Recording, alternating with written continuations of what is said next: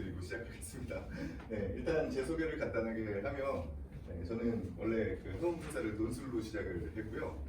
네, 논술로 시작했기 때문에 그 어떤 학생들의 국어 능력을 향상시키기 위해서는 무조건 읽고 쓰는 그런 과정이 필요하다고 생각하는 사람이거든요. 그래서 과제도 다 서술형이고 그렇습니다. 네, 그리고 이전까지 그 김정준 국어라고 하는 학원에서 부원장 역할을 맡으면서 거기서 이제 나오는 모든 자료나 교재나 수업 내용이나 다 썼던 사람이고요. 네, 그리고 두각이랑 이 근처에 두각이랑 대찬학원에서 그 출강 나갔다가 요새는 지금 서정국어에서만 수업을 하고 있습니다. 네, 이 시간은 뭐 항상 말씀드리지만 저희 학원을 무조건 다녀라 뭐 이런 말씀을 드리고 싶지는 않고요. 이게 어떤 식으로 공부를 해야 되는지에 대해서 조금 같이 생각을 해보시면 좋을 것 같아요. 그래서 맨날 이제 뭐 수능은 엄청나게 어렵다, 수능 국어가 엄청나게 어렵다라고 이야기를 하면서 뭐 특정 그 부분이 뭐 어떤 때는 문학, 어떤 때는 독서 이렇게 어려운 부분이 등장을 했을 때, 그러니까 오답률이 높은 부분이겠죠. 네, 그런 것들이 등장을 했을 때 다들 뭔가 광고나 어떤 강조를 할 때 그 부분을 내가 잘한다라고 이런 식으로 이제 강조를 하면서 막 유행처럼 이렇게 돌고 도는데 어차피 그 모든 영역은 다 잘해야 되는 거잖아요. 그렇죠? 그래서 그런 것들에 흔들리지 말고 진짜 그 국어 실력을 높이기 위해서 어떻게 해야 되는지에 대해서 좀 같이 생각해보는 그런 시간이었으면 좋겠습니다. 네, 그래서 뭐 한글에 맨날 들리는 말들은 그 시인이 자기 작품이 나온 그 수능문제를 풀어봤는데 틀리더라. 또는 뭐 그 증권회사 다니는 사람들이 그 어떤 경제 문제 나오는데 틀리더라. 뭐 이런 식의 얘기들 엄청나게 많이 나오잖아요. 근데 그런 것들이 왜 그럴 수밖에 없는지, 또는 수학 능력 시험이 가지고 있는 특징이 도대체 무엇이길래 그런지에 대해서 좀 같이 생각해 보셨으면 좋겠어요. 네, 오늘 순서는 학원 간단하게 소개하고요. 그리고 교육의 목표를 잡기 위해서 수능 문제를 한번 풀어볼 겁니다. 네. 네, 그리고 저희 학원의 교육 과정과 수업과 관리가 어떻게 진행되는지에 대해서 말씀을 드리고요. 네, 마지막으로 질문과 답변 시간으로 마무리를 짓게 될 겁니다. 네, 일단 학원은 국어 전문 학원이고요. 수능과 내신으로 이렇게 나눠져 있는데 수능 쪽에 좀 치우쳐져 있는 학원이라고 보시면 되고요. 네, 학년은 중학교 2학년부터 고3까지로 구성이 되어 있습니다. 그리고 구성원들 다들 합심해서 열심히 일하고 있다는 점 간단하죠? 네, 2016학년도 이제 성적이 나왔죠? 그렇죠? 네, 그래서 분석 내용이 있는데요. 기본적으로 그 원점수 기준으로 해서 그 화법과 전문가 언어 매체로 지금 선택을 할 수밖에 없잖아요. 그랬을 때 언어와 매체가 그 더 낮은 점수 1등급 컷이 85점임에도 불구하고 그 화법과 전문은 89점이고 그 얘기는 결국에 그냥 언어와 매체가 조금 더 어렵다라는 얘기죠. 그래서 뭐 4점 차이 정도면 두 문제 정도 차이잖아요. 그래서 두 문제 정도 더 틀릴 거다라고 생각하고 그냥 언어와 매체를 그냥 선택해도 아무 상관이 없습니다. 화작도 다 맞을 거라는 보장이 없잖아요. 심지어 그 뒤에 보시면 그 오답률 순위가 있는데 오답률에 이 화작 그 마지막 문제가 있거든요. 원래 그 어떤 자료를 갖다 주고서 그 자료를 어떻게 활용할 건지에 대해서 얘기하는 그런 문제가 있어요. 그 45번 문제가 항상 이렇게 상위권에 속해 있어요. 그래서 화작을 고른다고 해서 무조건 다 맞을 거라는 보장이 일단 없습니다. 네, 그래서 일단 언어를 선택하는 것이 훨씬 더 낫다고 생각을 하시면 되는데 이 언배가 그 문법 때문에 어려운 거잖아요. 사실은 매체는 사실 그 화작보다 훨씬 쉽습니다. 네, 그래서 그쪽에서는 사람들이 별로 안 틀리는데 여기 나와 있는 여기 지금 39번, 36번, 뭐 35번 이게 그 다 그냥 문법 문제라고 생각하시면 됩니다. 근데 문법 문제를 이렇게 많이들 틀리니까 이제 이걸 선택하기가 조금 애매하다라고 생각하시는 경우들이 많은데 그래도 그냥 언매를 선택하는 편이 저는 개인적으로는 화작을 선택할 이유가 하나도 없다고 생각을 하는 사람이거든요. 실제로 어느 정도의 어떤 지식 수준만 가지고 있으면 언매가 푸는데 더 빨라요. 그러면 나머지 문제들을 푸는데 시간을 조금 더 보장받을 수 있기 때문에 네, 차라리 언매를 선택하는 것이 훨씬 더 바람직하다. 게다가 사실 생각해보면 너무 아깝다는 생각이 좀 안 드시나요? 이게 초등학교부터 시작해서 정작 그 12년 동안 공부를 한 것에 문법이 계속해서 포함되어 있었는데 그걸 버리는 것 자체가 너무 아깝다는 생각이 들어서 조금의 생각만 이렇게 바꾸면 사실 언매 자체가 그렇게 어려운 게 아니다라고 하는 그런 생각을 좀 가지셨으면 좋겠습니다. 네, 그리고 맨날 하는 얘기가 이제 이번에는 독서가 다 위에 이렇게 있고요. 문학이 조금 수월하게 나왔던 때죠. 근데 이런 어떤 난이도에 대해서는 별로 신경 쓰실 필요가 없어요. 네, 만약에 뭐 수능 국어가 엄청나게 어려웠다 그러면 어차피 다 같이 어려운 거고 85점만 맞으면 되는 거잖아요. 그럼 그럼 85점이라고 하는 점수는 그냥 뭐 단적으로만 얘기를 해봐도 그냥 한 지문 버려도 돼요. 네, 한 지문을 버려도 아무 상관이 없습니다.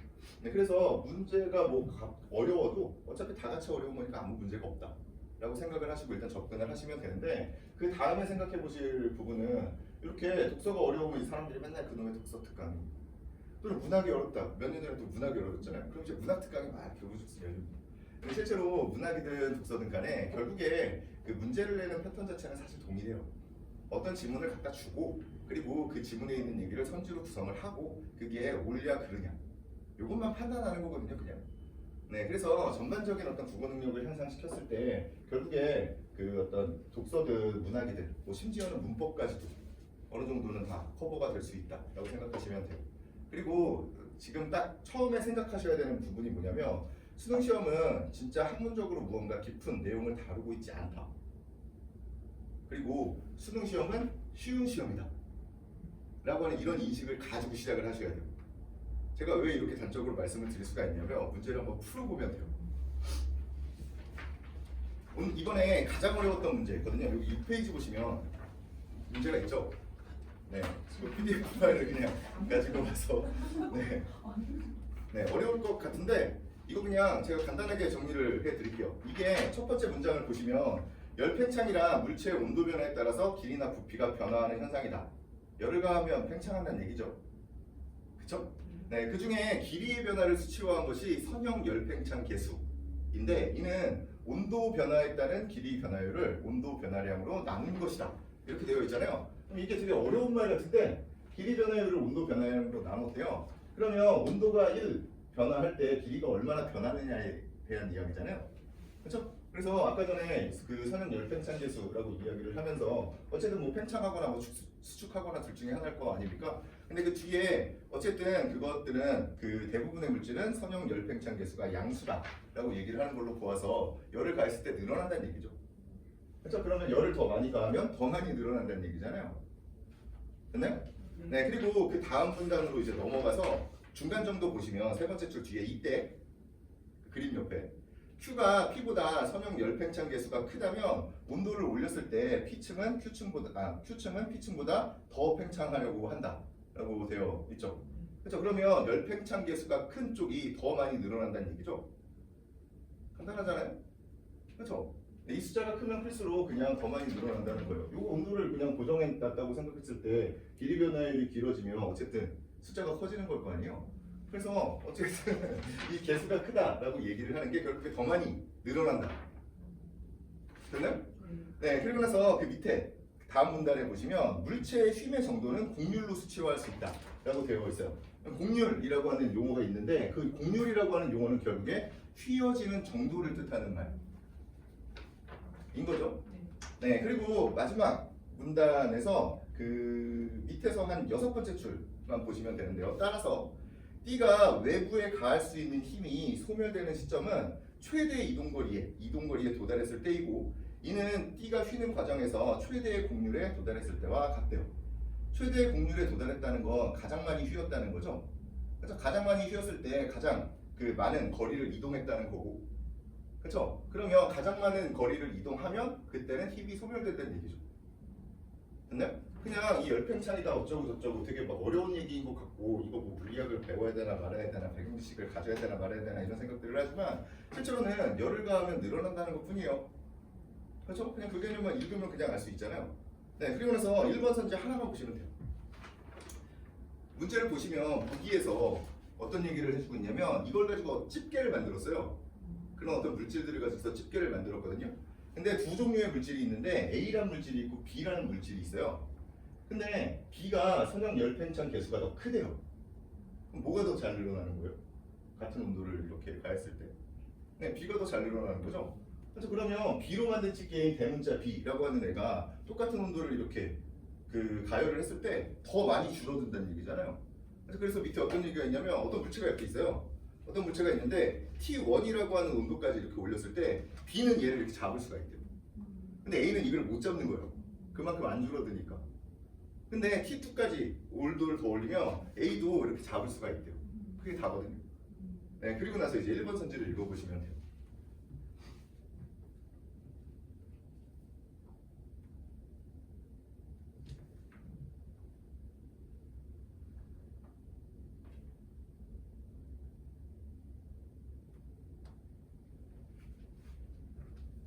어렵죠?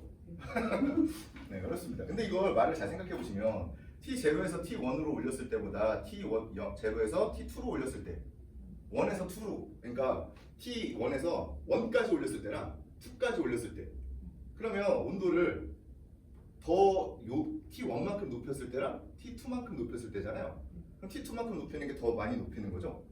그렇죠? 그러면 온도를 더 높였을 때라는 표현이죠, 그냥. 그렇죠? 네, T1보다 T2가 더 높은 온도니까 네, T2까지 올렸다는 건 결국에 온도를 더 올렸을 때라는 표현이고요. 그 뒤에 A와 B 모두 외부에 가할 수 있는 힘이 소멸되는 시점의 공률이라는 표현이 있는데 아까 전에 외부로 가할 수 있는 힘의 소멸되는 시점은 언제였어요? 공률이 가장 클 때, 그냥 가장 많이 늘어났을 때. 다 늘어나고 나면 더 이상 힘을 줄 수가 없잖아요. 그 얘기죠. 그럼 이 문장은 실제로 온도를 더 올렸을 때 A와 B 둘 다 더 많이 늘어난다 또는 더 많이 휘어진다 라고 얘기를 하는 것 뿐이에요. 그렇죠? 온도를 더 높이면 더 많이 휘어요? 아니면 덜 휩니까? 더 많이 휘죠. 그렇죠? 이거 맞아요? 틀려요? 그럼 맞는 얘기예요? 틀린 얘기예요? 공률이 커진다는 건 어쨌든 더 많이 휜다는 얘기잖아요. 온도를 올렸을 때 더 많이 휜다예요. 이게 문장이. 맞나요? 틀린가요? 온도를 더 올렸을 때 더 많이 휜다. 네, 맞죠? 이거예요, 그냥. 어려운데 잘 생각해 보시면 결국에 그 원래 이 열을 가하면 더 휜다. 잖아요. 그게 끝이라니까요. 이 문장 자체가. 열을 가하면 더 휜다잖아요. 온도를 T1보다 더 높은 온도를 주면 둘 다 더 많이 휠걸? 이렇게 얘기하고 있는 거라고요. 결국에 되게 어려운 말로 이렇게 써 있기는 하지만 그걸 내가 쉬운 말로 바꿔서 이해할 수 있느냐가 포인트라고요. 이게 그 열편찬 계수구 뭐고 이거에 대한 어떤 지식을 배워서 접근하는 문제가 아니라고요. 원래 쓰는 문제는. 잘 생각해 보셔야 되는 건 뭐냐면 이게 만약에 배경 지식이 중요하다고 친다면 이걸 그 어떤 그쪽 전공자들이 왜 못 풀겠어요? 왜 그렇게 시간이 오랫동안 걸리겠어요? 이 문제는 그 수능 문제는 저는 개인적으로 수능 문제가 엄청나게 잘 만들어진 문제들이라고 생각을 하는데 그게 왜 그러냐면 그 어떤 과목에 대한 또는 그 영역에 대한 전문적인 지식이 없더라도 풀 수 있기 때문이에요. 네, 그리고 그렇게 문제를 낼 수밖에 없습니다. 네, 왜냐면 처음 보는 지문을 가져다 놓고 이것에 대한 어떤 깊은 이해를 물어볼 수가 없어요, 애초에. 게다가 그 이해 정도를 생각을 해봐도 이 정도 짧은 글을 가지고서 어떤 하나의 학문을 이해할 수가 없다고요. 만약에 무슨 이번에 뭐 칸트 막 이런 사람들이 나왔는데 칸트의 사상을 요만큼을 가지고서 이해하겠다라고 얘기를 하면 그건 사실 도둑놈 심보죠. 말도 안 되는 얘기잖아요. 그래서 결국에 애초에 수능 시험이 그 요구하고 있는 바가 그냥 거기 나와 있는 지문, 네 여기 써 있는 문장들을 가지고서 요 뒤에 그 선지에 1, 2, 3, 4, 5번에 써 있는 그 문장들이 그 문장들의 참과 거짓을 밝힐 수 있느냐 없느냐 요 정도 능력을 물어보고 있는 거예요. 쉽게 머릿속으로만 생각하면 충분히 쉽게 풀 수 있는데 어떤 그 용어들이 되게 어렵다 보니까 내가 이 용어를 모르는데 어떻게 풀지? 라고 하는 이런 생각을 하는 순간 이제 머리가 아픈 거죠. 시간도 엄청나게 많이 들고. 그래서 제가 처음에 말씀드린 게 수능은 일단 쉬운 시험이다 라고 하는 점을 무조건 생각을 해보셔야 된다는 거예요. 답이 무조건 있게 되어 있거든요. 안에. 네, 뒤에 보시면 이제 문법 문제가 있는데 네, 이건 뭐 따로 그렇게 설명을 하지는 않을게요. 여기 앞에 그냥 보기에 그 학습활동이라고 이제 가로로 그 네모가 쳐져 있고 그거의 의존 형태소는 접사, 조미, 조사, 어미 등이 있대요. 근데 의존 형태소, 뭐 자립 형태소, 의존 형태소 또는 뭐 실질 형태소 뭐 이런 얘기들이 나오거든요. 그 얘기들은 실제로 중학교 1학년 때 배우는 거예요. 그리고 그 접사라고 하는 개념도 마찬가지로 단어가 어떻게 짜여져 있냐라고 얘기를 할 때 그 어근에 대응하는 개념이거든요. 단어가 이렇게 만들어질 때 실질적인 의미를 가지고 있는 쪽이 어근이고요. 접사는 그 어근에 붙어서 의미를 더해주거나 아니면 무언가 그 품사를 바꿔주는 기능을 하는 애예요. 그리고 조사는 뭐 이가, 은는 뭐 이런 애들이죠. 네, 그리고 어미는 먹다가 있으면 얘는 어간에 대응되는 개념인데 그 먹다가 있으면 그 뒤에 다 있죠. 다, 고, 은이로 이렇게 바뀌는 부분들 있잖아요. 거기를 이제 어미라고 합니다. 이 개념들은 실제로 중학교 1학년 학생 정도만 되면 네, 아는 그런 개념들이라고 생각하시면 돼요. 됐죠? 그리고 이것도 그냥 요 밑에 밑줄 쳐 있는 요 그 단어들만 가지고서 생각해 보면 되는 거잖아요. 그래서 1번 선지만 하나 읽어보시면 되거든요. 기억에 시작되자와 낮췄다의 전미사니까 접사겠죠. 다른 단어에 붙어서 무언가 하는 애겠죠. 얘가 어근에 결합해서 당연히 어근에 결합하겠죠. 전미사니까. 네, 어근의 품사와는 다른 품사의 단어를 파생하였다. 어려운 말 같지만 그냥 다른 단어로 만들어줬다라고 얘기를 하는 거죠. 그럼 얘를 이게 그 국어 교육 시간에 국어 시간에 이제 수업 시간에 하는 얘기로는 형태소 분석을 한다라고 얘기를 해요. 의미 단위로 다 그냥 쪼개는 거예요. 이거 진짜 중학교 1학년이면 할 수 있거든요. 그래서 이게 시작되다라는 말이 어떻게 만들어졌는지를 잘 생각해 보시면 시작이라고 하는 명사랑 그렇죠? 되다라고 하는 말이 결합해서 만든 거예요. 근데 되다나 하다 같은 경우는 그냥 혼자 그냥 동사로 쓰일 때도 있지만 다른 그 어떤 명사에 붙어서 다른 단어로 동사나 형용사로 이렇게 파생시키는데도 사용이 된단 말이죠. 그래서 한 단어니까 이렇게 붙여서 쓰는 거잖아요. 시작되다를. 그렇죠? 그러면 시작되다를 보고 우리는 어떤 판단을 할 수 있냐면 아 시작이라고 하는 명사가 시작되다라고 하는 동사로 바뀌었네 라고 생각할 수 있죠. 그렇죠? 그러면 여기 나왔듯이 어근의 품사와는 다른 품사의 단어를 파생했다라고 얘기할 수 있죠. 다른 단어가 된 거잖아요. 그렇죠? 낮췄다는 어디서 왔을까요? 기본형은 낮추다겠죠. 근데 낮추다라는 말은 어디서 왔을까요? 낮다에서 왔겠죠. 그렇죠? 낮다에다가 뒤에다가 추를 붙이는 거죠. 그렇죠? 추를 붙임으로 해서 얘가 문법적인 성질이 어떻게 바뀔까요? 낮다는 어떤 상태를 드러내는 표현이잖아요. 상태를 드러내는 표현은 우리가 보통 형용사라고 합니다. 그렇죠? 근데 낮추는 건 낮게 하는 거잖아요. 그럼 걔는 동사가 돼요. 네, 제가 지금 말씀드리고 있는 이 개념들은 기본적으로 중학교 1학년 과정에서 배우는 개념들이고 그리고 나서 이 부분이 한 번 더 그 피동이다 사동이다라고 하는 부분이 나오는 게 있거든요. 피동은 당하는 거고 사동은 시키는 거예요. 근데 그 개념이 나오는 부분은 고등학교 1학년 과정에 포함되어 있어요.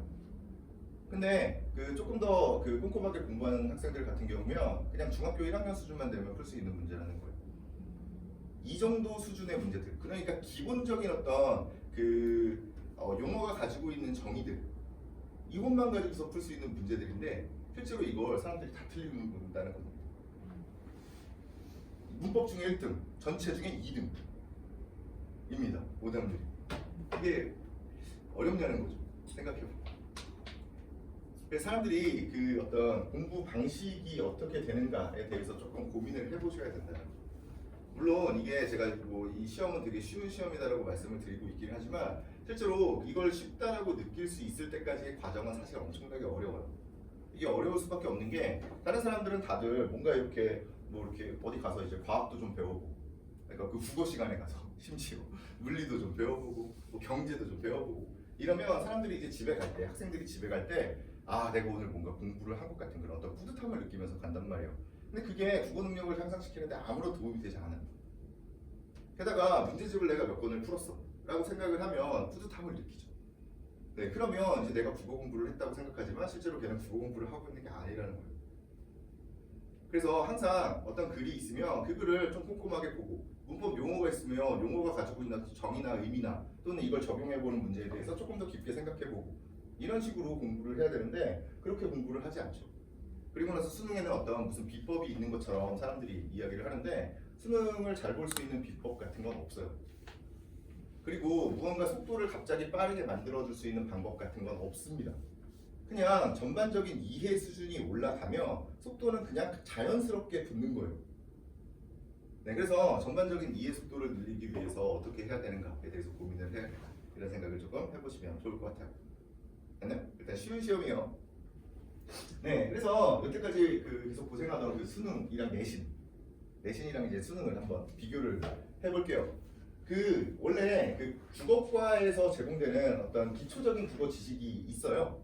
이 6개의 영역으로 나눠서 이렇게 각각 이렇게 설명들을 하는 이런 6개의 영역이 있는데 수능과 내신의 어떤 근본적인 차이를 딱 생각을 해보면 수능은 어쨌든 뭐 EBS 연계가 되고 뭐 어쩌고 저쩌고 하기는 하지만 처음 보는 지문을 가지고 오게 되어 있는 거죠.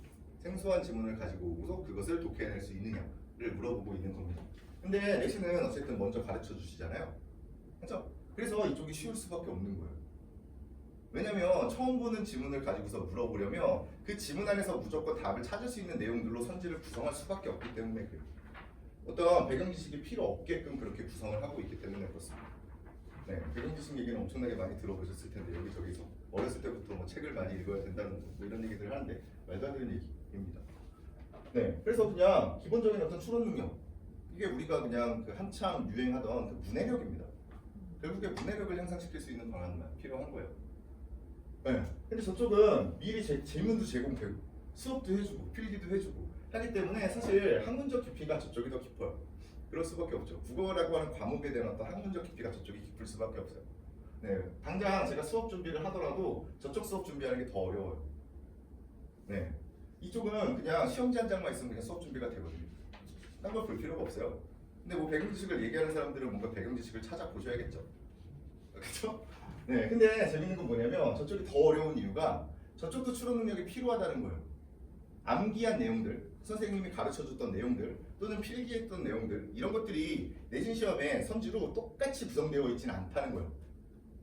선생님들이 엄청나게 똑똑하신 분들이라서 본인들이 이제 말씀하신 것들을 문장을 바꿔요.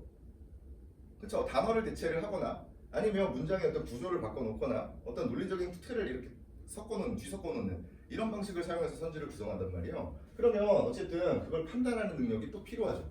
수능에서와 똑같은 능력을 저기서도 필요로 하는 겁니다. 그러니까 저쪽이 플러스 알파기 때문에 더 어려운 시험일 수밖에 없어요. 이쪽은 그냥 요거 문제만 딱 보고서 풀 수 있게끔 이렇게 문제가 나오고 있기 때문에 엄청나게 쉽다. 요거 네, 계속 강조를 하고 있습니다. 그래서 수학능력 시험의 성격이 어떠냐에 대해서 교육과정 평가원에서 이제 제공한 내용인데요. 대학 교육에 필요한 수학 능력을 측정한다. 그리고 고등학교 교육과정의 내용과 수준에 맞게 출제를 할 거야. 이렇게 얘기를 하고 있어요. 근데 어쨌든 대학 교육 자체가 무언가 전문적인 지식을 배우는 거라면 그러면 거기에 접근할 수 있는 능력만 시험을 보겠다는 얘기잖아요. 게다가 국어과잖아요. 국어과면 걔는 어떤 과목이 될지는 모르겠는데 니네가 나중에 어떤 과목을 배우게 될지 어떤 과목을 전공할지는 모르겠지만 그걸 거기 써있는 글 정도는 읽을 수 있어야지. 그 정도를 물어보겠다는 얘기예요.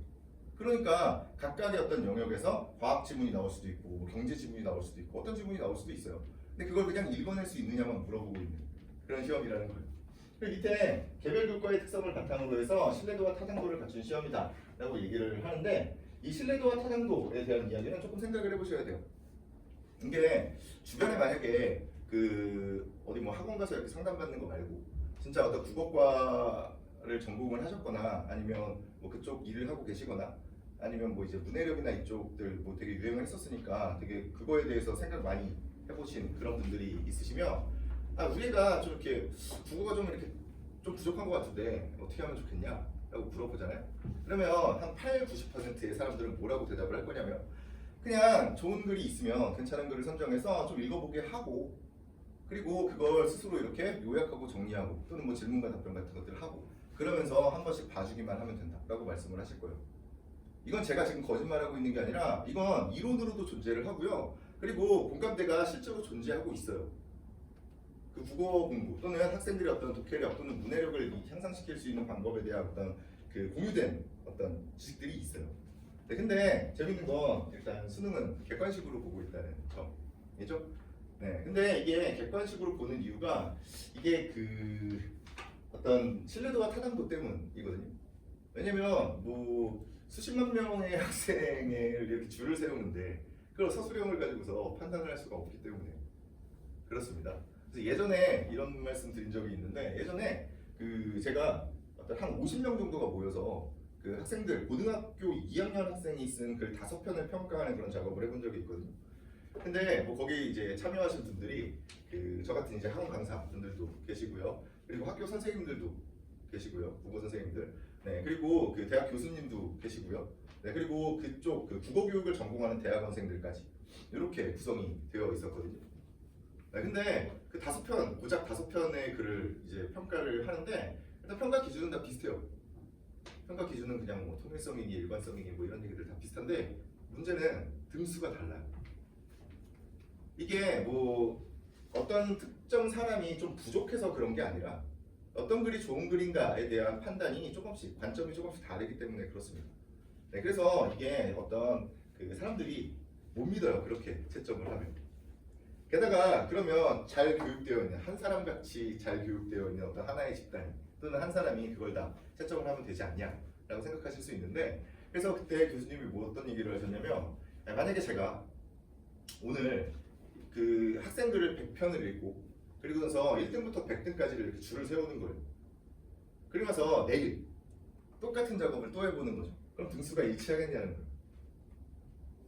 일치할 가능성이 매우 적죠.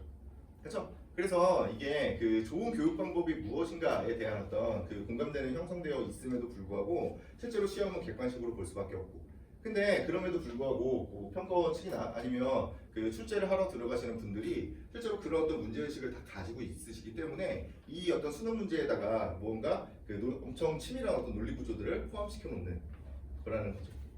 그래서 그 수능 기출 문제들을 가지고서 보통 수업을 하는 겁니다. 그글만큼 괜찮은 글이 없기 때문에 그래요. 네, 어쨌든 뒤에 독서의 분야인데요. 이 독서 쪽을 한번 그냥 이거 그냥 보시면 됩니다. 네, 독서 쪽 어려워하시니까 어떤 식으로 이제 해법을 찾을까를 생각해 보시면 되는데, 지금 교육 과정에서 이렇게 인문예술, 사회문화, 과학기술 이렇게 세 덩어리로 나눠서 각각 한 지문씩 출제가 됩니다. 각각 한 지문씩 출제가 되고, 그리고 나머지 한 지문은 독서 이론 얘기가 쉬운 게 하나 나와요. 네, 그러면 이 세 개를 딱 보시고 여기에 공통점을 찾아보시면, 네, 재주에 담긴, 그리고 네, 그렇죠. 재주에 담긴 어떤 내용을 비판적으로 이해하면 되는 거죠. 어떤 내용이든 간에, 각 영역의 어떤 내용이든 간에, 그렇죠. 네, 간단하잖아요. 이걸 시키면 되잖아요. 이 능력을 키워주면 되는 거잖아요. 그럼 이제 비판적 이해가 뭔지에 대해서 생각을 해보면 되죠. 네, 이게 뭐 독서의 방법인데요. 이 이론은 사고방식과 관련되어 있는 이론이 되어버리면 이게 뭐 사고 이해가 되고요. 독서와 관련되어 있는 이론은 그냥 읽기로 바뀌어 있는 것 뿐이에요. 똑같아요. 똑같은 이론이 있습니다. 비판적 읽기가 뭔지 여기 중간에 있으니까 이렇게 보면 관점, 내용, 표현 방법, 의도나 신념 이런 것들을 파악하고서 비판적으로 봐야 된다. 뭐 이런 얘기를 하고 있는 거잖아요. 근데 이게 잘 생각을 해보시면 이 관점이나 내용이나 아니면 의도나 신념 이런 것들은 실제로 이 중심 내용과 주제에서 벗어나질 않죠. 그렇죠? 게다가 이 표현 방법이라고 하는 건 결국에 글의 구조나 전개 방식으로 구현이 되는 거잖아요. 그렇죠? 근데 제가 이 말씀을 왜 드리냐면, 사람들은 사실적 읽기라고 하면 진짜 아무것도 아닌 거라고 생각을 하고, 그리고 추론이나 비판이다라고 얘기하면 엄청나게 고차원적인 거라고 생각을 해요. 근데 실제로는 그렇지가 않다는 거죠. 실제로는 사실적 읽기의 측면만 충실히 하는 것만으로도 수능 문제 푸는 데는 아무런 지장이 없다는 겁니다. 네, 그럼 이제 사실적 읽기라고 하는 측면이 어떤 건지 확인을 해보죠. 이걸 이제 어떻게 잘할 수 있는지. 네, 일반적으로 글은 그 종류에 따라서 관습적인 구조를 갖추고 있는 경우가 많은데, 가령 논설문은 서론, 본론, 결론, 네, 3단 구성을 취하고 있대요. 그렇죠? 설명문은 뭐 처음, 중간, 끝이겠죠. 네, 이게 그냥 구조입니다.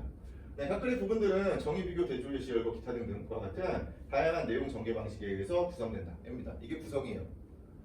그래서 보통 이제 구조독해를 이야기하시는 분들은 요 각각의 이런 것들 있잖아요. 이렇게 정의, 비교, 대조, 예시, 열거 이런 것들을 그냥 각각의 어떤 기호들로 본인이 이제 설정을 해놓고, 그래서 학생들한테 이 기호 어떤 예시가 나오면 뭐 밑줄을 치라든지, 뭐 정의가 나오면 이렇게 가로를 쳐서 묶으라든지 뭐 이런 식으로 보통 교육을 해요. 교육 자체가 뭐 나쁘지 않습니다. 좋습니다. 네, 좋은데 그걸 굳이 그렇게 그 어떤 정의에 해당하는 어떤 기호, 비교에 해당하는 기호를 그걸 굳이 외워야 되나라고 하는 그런 회의는 조금 있어요. 근데 어쨌든 전반적으로는 뭐 좋은 교육 방법이라고 생각을 하고요.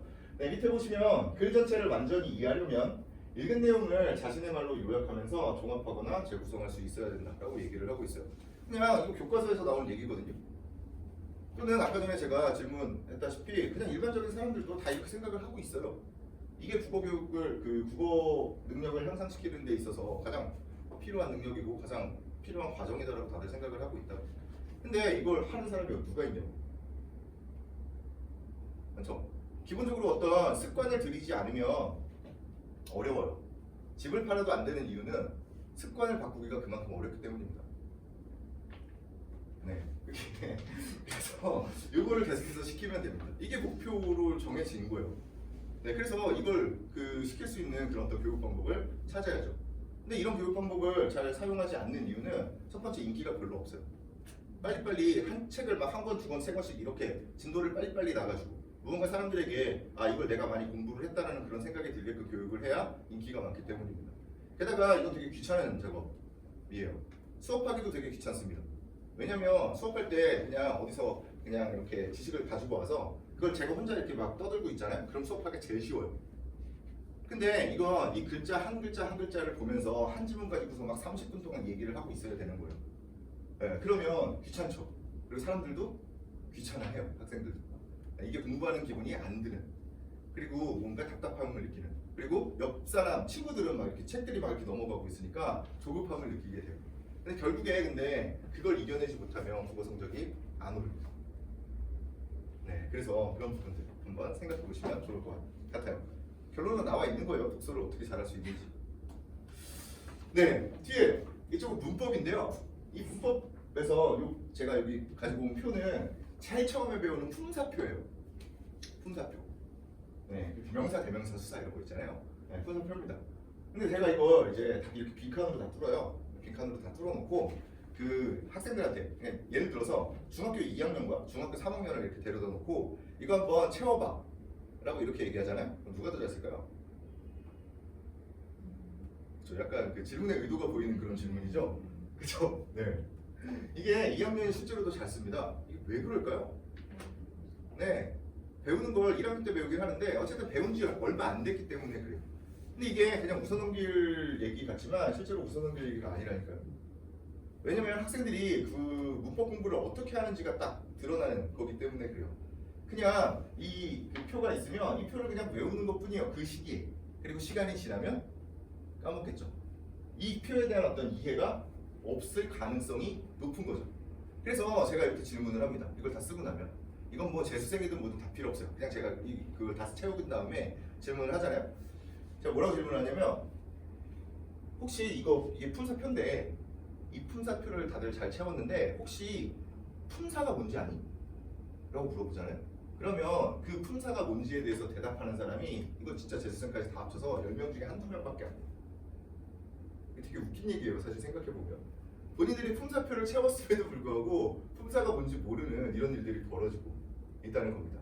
실제로 문법은 보통 이제 암기 과목이라고 다들 이제 생각을 하시는데 암기해야 할 내용이 진짜 별로 없어요. 네, 공부 뭐 학습량이 엄청나게 많다 그러면서 암기해야 될 양이 엄청나게 많다라고 얘기하는데 진짜 적어요. 제가 이걸 어떻게 증명할 수 있냐면 그 수능 특강 있잖아요. 수능 특강 살 거잖아요 이제. 네, 수능 특강 사면 그 지금 언어와 매체를 사죠. 언어와 매체를 사고 언어 부분이 이제 문법이잖아요. 그렇죠? 그리고 언어 부분에서 문제를 싹 빼요. 그럼 설명하는 부분은 남겠죠. 그게 몇 페이지가 되는지만 우리가 세워보면 되잖아요. 그럼 그게 우리가 외워야 되는 정보잖아요. 알아야 되고 알고 있어야 되는 정보의 전부잖아요. 한번 나중에 세워보시면 그게 해마다 조금 다르긴 한데 약 20페이지 안팎으로 구성되어 있습니다. 네, 이거 생각해보셔야 돼요. 이게 되게 웃긴 얘기인데 초등학교 1학년 때부터 고등학교 3학년 때까지 12년 동안 20페이지 외우는 게 암기 과목이라고 생각하고 있는 거예요. 근데 실제로 외울 게 거기는 설명도 써있다니까요. 그럼 외울 건 더 줄어들겠죠. 그렇죠? 그걸 암기 과목이라고 생각을 하고 있는 겁니다. 되게 어이가 없는 일이죠. 네, 그냥 기본적인 용어만 가지면 아까 전에 문제 보셨듯이 그냥 기본적인 용어의 정의만 알고 있으면 그냥 풀 수 있는 그런 문제들이라니까요. 그래서 몇 년 전에는 어떤 문제가 나왔었냐면 숨은 그림 찾기. 보통 이제 그 문법 문제에서 많이 틀리는 게 아까 전에 그런 어떤 기본 용어들에 대한 이야기나 아니면 이걸 이제 한 범위로 나눴을 때 이렇게 부분으로 나눴을 때 그 합성어 파생어 나오는 그 조어법 부분을 많이 틀리고요. 그리고 문장의 짜임이라고 해서 뭐 이렇게 아는 문장, 안긴 문장, 뭐 관형절, 부사절 이거 나오는 데가 많이 틀리거든요. 근데 이번에 그때 당시에 그 문장의 그 어떤 단어의 구성에 대한 이야기가 나왔었던 거예요. 그래서 어떤 문제였냐면 정답률이 그때도 마찬가지로 30%도 안 되던 그런 문제였는데 숨은 그림 찾기라고 하는 단어가 있어요. 숨은 그림 찾기라고 하는 단어가 있는데 숨은이라고 하는 부분과 그림이라고 하는 부분이 관형사랑 명사가 결합된 거냐 아니냐 이것만 판단할 수 있으면 풀 수 있는 문제였어요. 네. 그리고 생각해보면 그림은 명사인 게 너무 확실하잖아요. 그럼 이제 그 문제에서 요구하고 있는 바는 수문이라고 하는 부분이 관형사인지 아닌지만 판단하면 풀 수 있는 문제였죠. 네. 근데 뭐 지금 관형이라는 말이 사실 잘 머릿속에 안 들어오죠. 그렇죠? 명사나 대명사나 수사 같은 경우는 명은 이름이고 대명은 이름을 대신하는 거고 수사는 숫자잖아요. 그래서 딱 보면 이거는 얘가 어떤 특징을 가지고 있는지 알겠는데 관형이라는 말이 들어가면 사람들이 좀 헷갈려요. 이게 딱 직관적으로 보이지가 않아서 그래요. 근데 의미를 조금 생각을 해보셔야 돼요. 이 관자는 갓관자거든요. 갓, 머리에 쓰는 갓이요. 형은 그냥 모양이나 형태죠.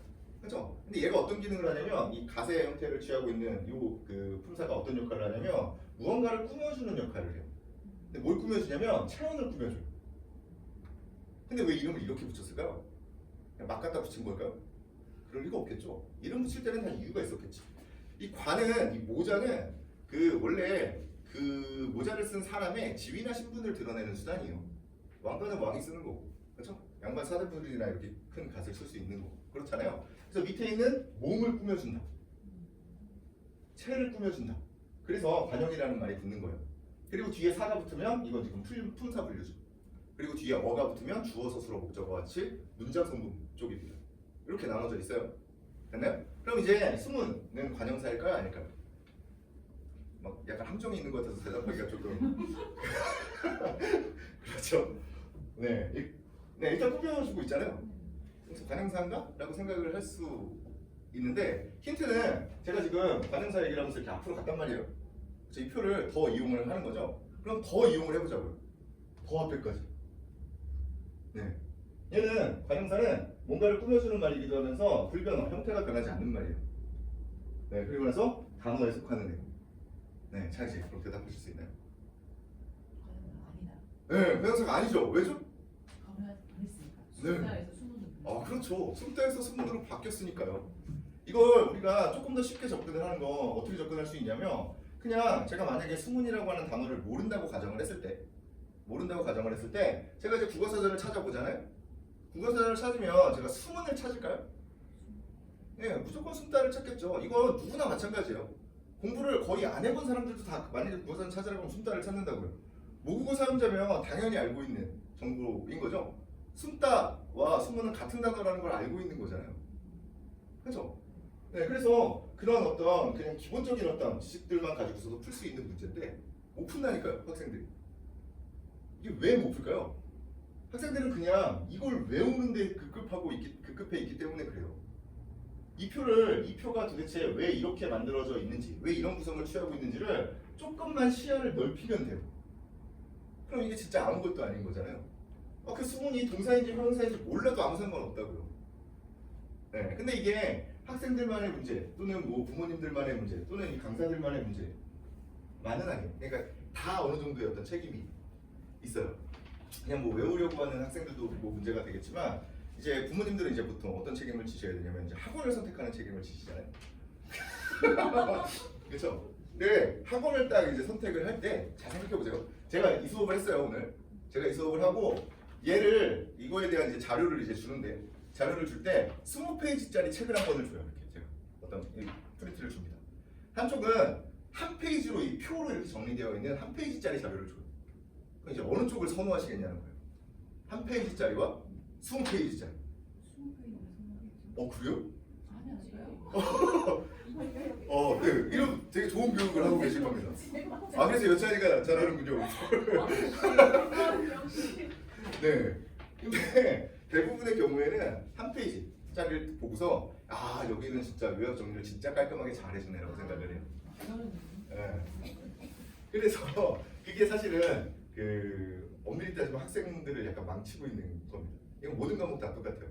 물론 그 어떤 선생님들은 그 선생님들이 다 이제 설명을 다 해주시고 그걸 이제 간단하게 정리를 해주는 거겠죠. 또는 양쪽을 다 제공을 하는 분들도 계실 거예요. 그러면 이제 학생들은 뭘 해봐야 되냐면 이건 일종의 하나의 예시답안이에요.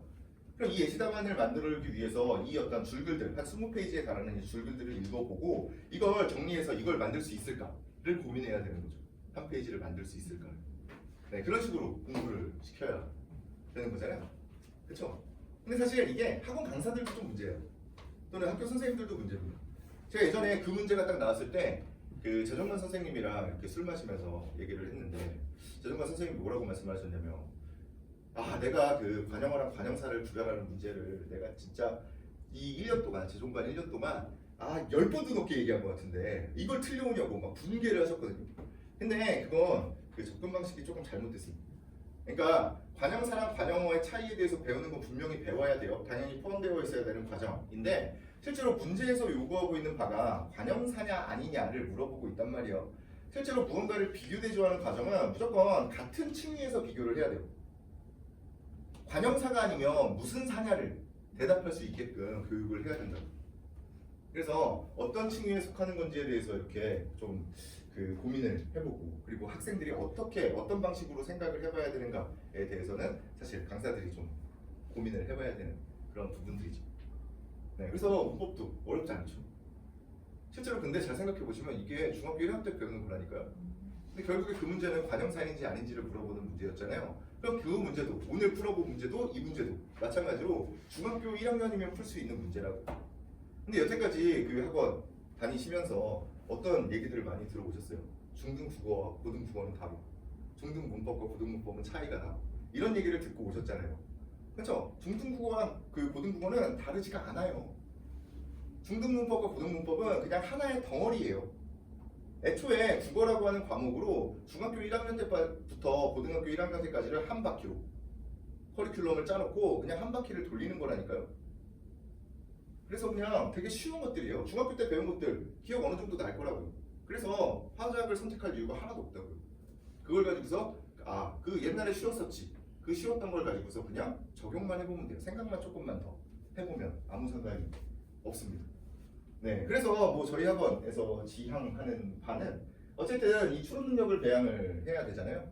그렇죠? 그래서 계속해서 읽고 쓰는 그런 것들을 숙제로 제공을 하고 있고요. 읽고 쓰는 과정 그리고 저희가 이제 첨삭을 제공하는 과정에서 뭐 글로도 소통을 할 거고 그리고 최대한 이제 학원에 오라 그러면 잘 안 오긴 하는데 3학년 때는 어쩔 수 없이 좀 와야 되는 일들이 생깁니다. 모의고사를 좀 하나씩 풀어봐야 되는 그 시즌들이 있거든요. 그래서 무조건 와야 되는 시즌들이 좀 있어서 최대한 좀 이야기를 많이 하려고 시도를 하고 있어요. 그리고 사실 그 부모님들이 그 학생들의 어떤 국어 능력을 향상시키고 싶으시면 사실 뭐 해주면 되냐면 집에서 학생들과 이렇게 대화를 좀 해주시면 뭐 쉬운 일은 아닌데 대화를 좀 해주시면 됩니다. 이게 왜 그러냐면 학생들은 우리가 진짜 아무리 착해도 그들만의 어떤 공용 어들이 있어요. 네. 아무리 착해도 다 똑같습니다. 뭔가 비속어도 있고 기타 등등 줄임말도 있고. 근데 이게 어른들의 어휘에 조금 익숙해질 필요가 있거든요. 왜냐면 시험 문제에는 다 어른들의 어휘로 등장을 하기 때문에 그렇습니다. 그래서 그 어휘의 빈자리를 채워주는 게 실제로는 대화. 그 부분을 조금 도와주시면 되고요. 제가 제일 싫어하는 건 뭔가 이렇게 지식을 막 이렇게 외우게 하는 거. 뭐 빈칸 뚫어놓고 막 써라 막 이런 거. 뭐 이거 막 무조건 여기까지 외워와라 이런 거 되게 싫어하고요. 문제풀이도 막 엄청나게 많이 하는 거 이런 거 되게 싫어합니다. 네, 그래서 제가 가장 싫어하는 그 책이나 방법 중에 하나가 그 매일 3개씩 푸는 거. 네, 그냥 매일 3개씩 풀 필요가 없어요. 그냥 제가 그 책을 뭐 이렇게 디스하는 게 아니라 책 자체는 좋거든요. 근데 매일 3개씩 풀 필요는 없어요. 뭐 해설도 잘 돼 있고 뭐 깔끔하게 편집도 되고 좋은 거 같던데 보니까. 근데 그걸 그 하루에 3개를 소화해낼 수가 없어요. 그러면 그걸 하루에 3개씩 풀다면 어떤 습관이 드냐면 대충 그냥 문제만 풀고 넘어가는 습관이 들어요. 그걸 혼자서 요약하고 정리하는 그런 시간이 없어요. 그래서 그 책을 싫어하는 겁니다. 근데 내용은 좋으니까 그 책을 이용을 하시려면 뭘 하시면 되냐면 그냥 더 길게 시즌을 잡고 그리고 하루에 하나 또 뭐 일주일에 뭐 2-3개 요 정도만 보는 것을 추천드려요. 근데 그게 왜 불가능하냐면 그 하루에 3개씩 문학도 풀어야 되고 비문학도 풀어야 되고 막 그렇잖아요. 문법도 있는지 잘 모르겠는데 하여튼간 그 시리즈가 이렇게 있으면 그걸 다 풀어야 되잖아요. 그러면 비문학 3개, 지금 비문학 4개 나온다니까요. 문학도 4개 나오는데 문학도 3개 이렇게 풀면 거의 모의고사 하나를 하루에 푸는 거예요. 그럼 그게 그 학생이 그 읽는 습관이 제대로 들겠냐고요. 그냥 빨리빨리 그냥 풀고 넘어가고 밖에 안 되는 그런 일들이 지금 벌어지고 있는 겁니다. 근데 그걸 소화를 못하는 게 이게 제가 또 이것도 단적으로 말씀을 드리면 수능을 보거나 아니면 6월 9월 그 평가원 모의고사를 보잖아요. 그럼 이제 그날 밤에 그 일타 강사들이 인터넷에 유명한 그 일타 강사들 분들 있잖아요. 그분들이 이제 총평을 해요. 총평을 하는데 보통 한 2-30분 정도의 총평을 합니다. 뭐 길어봐야 뭐 1시간 정도? 그냥 뭐 여러분들 수고 많이 하셨고 뭐 오늘 문제는 이런 것들이 좀 나왔는데 조금 어려웠을 거고 뭐 이런 식으로 보통 얘기를 하고 끝나요. 네. 그날 다 풀어주면 좋잖아요. 아예 그런 수업 안 한다니까요. 저도 하고 뭐 그분들도 그렇고 저도 그렇고 뭐 할 수는 있는데 약간 불안함이 있어요. 왜냐면 그게 오류가 있을 가능성이 높거든요. 그날 수업을 했을 때. 네, 조금 다른 방식으로 내가 혼자만 다른 생각을 하고 있는 그런 경우들도 있을 거고. 근데 이렇게 제가 이렇게 뒷발로 이렇게 답을 맞췄을 수도 있는 거고. 그런 어떤 가능성들이 있기 때문에 그런 수업 안 합니다. 네, 특정 경우에 그런 수업을 하시는 분들이 가끔 보면 이렇게 보이는데 그거 이렇게 가끔 이렇게 보면 틀린 설명을 하는 경우들도 실제로 있어요. 네, 그래서 물론 할 수는 있겠지만 완벽함을 추구하기 위해서 또는 어떤 오류 가능성을 줄이기 위해서 그분들도 안 한다. 근데 그걸 지금 학생들한테 시키는 거예요. 근데 그분들은 국어만 하잖아요. 학생들은 수학도 또 풀어야 되고 과학도 해야 되고 엄청나게 할 게 많은데 그러면 더 짧은 시간 동안 그 책을 보고 있다는 거예요. 그럼 그건 공부가 아니죠. 그래서 그런 이제 3학년 되면 더 심해질 텐데 그 문제를 푸는 그게 훨씬 더 그 빨리빨리 푸는 그런 어떤 습관이 드는 게 훨씬 더 심해질 텐데 실제로 저희 학원도 그런데 그 2학년 때까지 이렇게 차근차근 진짜 밑바닥부터 차근차근 올라와서 한 2등급까지 이렇게 올라오는 학생이 있었는데 그 학생이 이제 3학년 되면서 이제 보통 3학년 되면 대형 강의 하나를 끼고 저희 학 같은 소형 강의를 하나 이렇게 끼거든요. 근데 거기서 이제 맨날 몇 분 안에 이 지문은 풀어야 된다. 그리고 뭐 일주일에 뭐 모의고사 2-3개씩 이런 식으로 계속해서 그 숙제들이 이렇게 밀리다 보니까 학생이 점점 많이 풀면 이게 사람이 뭐 지식 쌓이고 좋아질 것 같은데 성적이 떨어져요. 읽기 습관이 망가지고 있는 거죠. 원래는 보통 이제 기본적인 단계가 어디가 되냐면 그 바람직한 정상적인 교육을 받아왔으면 어떤 생각이 드냐면 시간이 있으면 풀 수 있다. 시간이 조금 더 충분하게 제공이 된다면 내가 풀 수 있다 라는 생각이 들거든요. 그리고 나서 그 과정을 계속해서 반복하다 보면 시간이 점점 좀 줄어드는 거예요. 그냥 이해하는 속도가 빨라지는 것 뿐이라고요. 근데 이제 그 과정에서 갑자기 시간 안에 풀려는 연습들을 하잖아요. 성적이 떨어져요. 본인이 푼 문제의 정답률이 떨어집니다. 네, 그래서 애초에 그 어떤 모의고사 같은 것들은 그냥 내가 몇 번 문제까지 풀 수 있는지를 체크하는 용도로 사용을 하셔야 돼요. 내 속도, 내 페이스를 그대로 유지를 했을 때 어디까지 풀고 내가 몇 지문을 버리나를 체크하는데 사용을 해야 됩니다. 물론 그렇다고 해서 뭐 진짜 뭐 한도 끝도 없이 막 이렇게 보고 있는 사람은 없을 거 아니에요. 그래서 내 수준이 어느 정도인지를 그렇게 평가를 해야지 내가 오늘 다 풀었어요. 근데 어느 순간에는 다 맞을 수도 있겠죠. 특정 경우에 뭐 쉬웠거나 아니면 진짜 컨디션이 좋았거나 아니면 운이 좋은 경우가 대부분이겠죠. 찍었는데 맞아요. 그런 경우들. 그래서 엄청나게 높은 점수가 나와요. 그런 애들은 사실 언제 떨어질지 모르죠. 그래서 본인이 언젠가 한 번은 1등급을 받았다. 그게 사실은 독이 되죠. 네, 자기의 수준을 정확하게 인식을 하지 못하기 때문에 더 이상 못 올라가요. 그래서 수능 같은 거 봤을 때 진짜 막 이런 어려운 시험이 나와버리면 진짜 못 풀어요? 거의 다 찍는 거예요. 네, 그럼 이제 망하는 거죠. 그래서 그 어떤 전통적으로 그냥 천천히 읽고 쓰는 그런 연습들을 하는 게 결국에 이해력을 높이는 방법이고 그 이해력을 높이는 방법을 사용해야만 결국에는 성공할 수 있습니다. 근데 사실 고등학교 3학년쯤 되면 사실 고등학교 1, 2학년 때도 똑같은 질문들 하시거든요. 지금 그런 수업을 받기에는 너무 늦은 거 아니냐 라고 얘기들 많이 하시는데 실제로 이 수업은 재종발에서 고안된 수업이에요. 네, 그냥 다 쓰는 거거든요. 네, 어쨌든 그렇습니다. 그래서 그 책을 이용하시려면 네, 저는 이렇게 나눠서 한 지문 이렇게 풀면 좋을 것 같다. 선생님, 근데 죄송한데 네, 말씀하십시오. 네. 저는 여태는 잘하지만 저희는 못해서 네. 이건 어느 정도 수준에 있는 애들이 선생님이 말씀하시는 그걸 따라가면 조금 더 나오는 게 아닐까요? 저희 아이같이 진짜 네.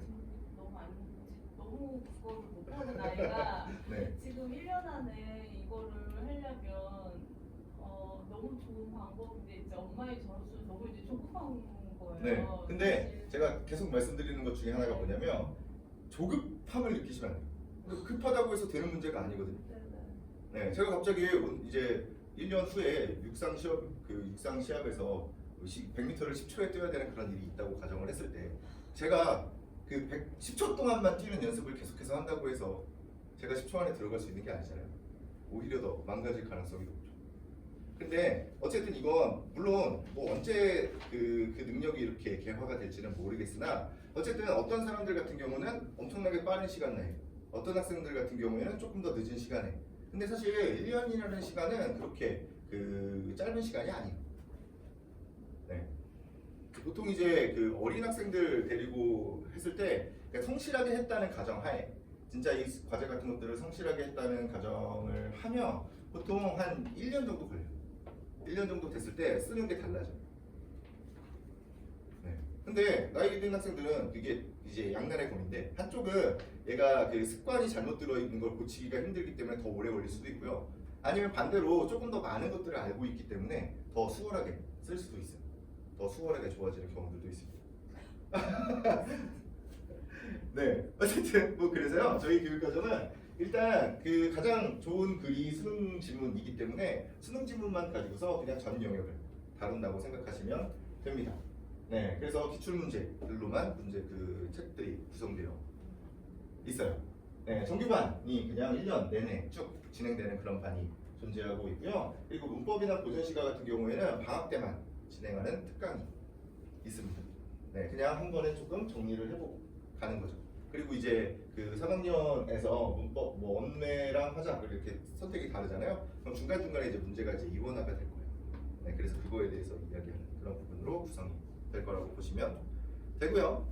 네, 그래서 일단 3월 모의고사 볼 때까지 뭐 3월 모의고사 일정이 아직 안 나와서 그 일정이 나오면 이게 회차가 뭐 10회가 될 수도 있고 뭐 13회가 될 수도 있는데 어쨌든 그때까지 그 선택 과목에 대한 어떤 특강은 계획을 하고 있고요. 네, 그리고 문학이랑 독서 같은 경우는 실제로 문학은 그냥 물어보는 게 되게 뻔하거든요.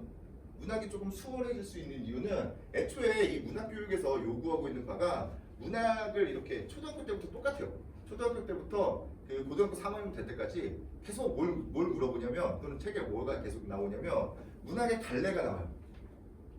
문학의 갈래가 뭐냐면 서정서사 교술이라고 하는 건데 서정문학은 그냥 시 같은 거예요.